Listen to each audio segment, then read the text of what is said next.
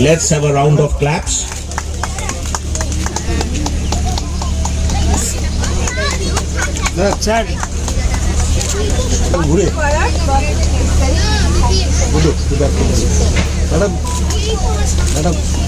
Token of gift and applause. আমাদের পরিবেশ বা এনভায়রনমেন্ট যেটা বলি সেটা আমাদের সবচেয়ে বেশি দেয় হচ্ছে mother nature and mother earth. সেটা আমরা জানি। আমাদের পরিবেশ থেকে আমরা বেঁচে থাকি, আমাদের সাস্টেনেন্স, আমাদের লাইভলিহুড, আমাদের প্রসপ্যারিটি পুরোটাই কিন্তু আমাদের এনভায়রনমেন্ট থেকে আসে। কিন্তু সবচেয়ে বেশি নেগলেক্ট করি কিন্তু আমরা আমাদের পরিবেশকে। যদিও তার সব কিছু আমরা পরিবেশের থেকে এক্সট্রাক্ট করে নিই, আহরণ করে নিই, কিন্তু সবচেয়ে বেশি নেগলেক্ট করি আমরা আমাদের পরিবেশকে।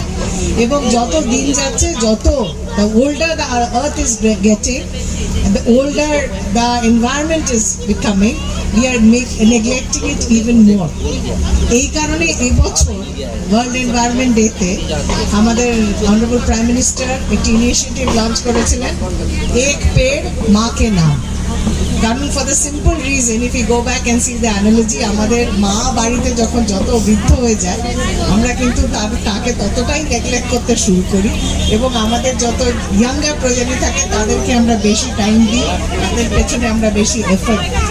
তো এই যে neglect is exactly the way we neglect nature. So this is the analogy which had brought into this whole concept of ek ped maa ke naam. একজনের জন্য নয়, বাড়ির সবার জন্য, বিশেষ করে বাচ্চারা এখানে এসছে, সবাইকে আমি বলবো যে বাড়িতে ফিরে গিয়ে তোমরা যতটুকু ছোট ছোট জায়গা আছে সেই জায়গাগুলোতে গাছ লাগাবে। না, একটা কথা ম্যাডাম ভালো বলছিলেন, আমরা যখন প্রথম থেকে এত জলাশয় দেখেছি, আস্তে আস্তে সেগুলো সবই, তো সেই জলাশয়গুলোকে বাঁচাতে হবে, না হলে কিন্তু কিছু থাকবে না।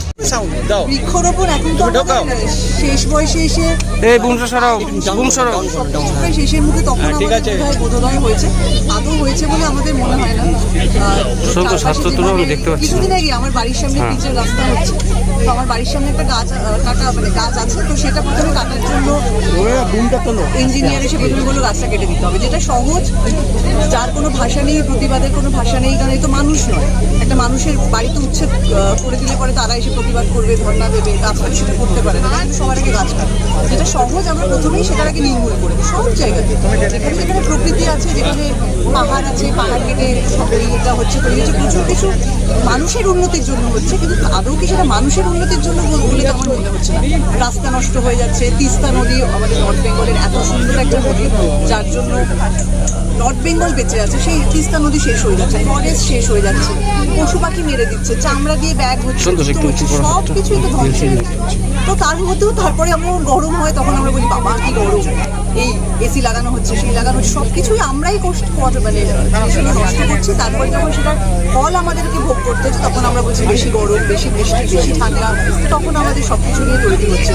আর আমার যাদের টাকা আছে তারা ঘন্টায় ঘন্টায় ঘরের মধ্যে এসি লাগাচ্ছে, 5টা 10টা, যাদের নেই তারা আরও বেশি কষ্ট পাচ্ছে। এটাই হলো আমাদের এখনকার scenario.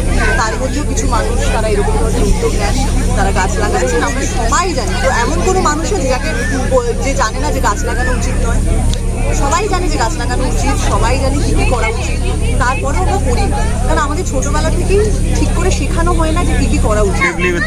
Almost 10,000 customers or more. So it is not only Siddha or the company, it is the family of 10,000 customers and their subsequent families who we want to educate about saving trees and saving the environment.